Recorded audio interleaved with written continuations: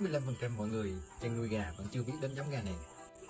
Một giống gà có bộ lông trắng như sớ hữu, toàn thân là màu đen như mọi người. Không chỉ đen da nhưng mà ngay cả thịt cũng đen, xương đen nha mọi người. Một giống gà rất là quý. Nó quý không phải vì màu đen không, mà nó còn đặc biệt nữa.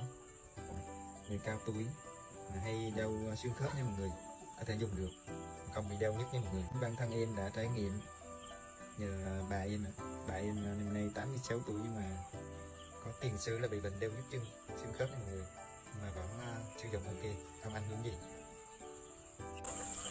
Trước mắt mọi người là một em gà trống nha mọi người. Này là hàng chung nha mọi người, form dáng rất là ok nha mọi người. Đó, mọi người thấy chưa? Ghé nào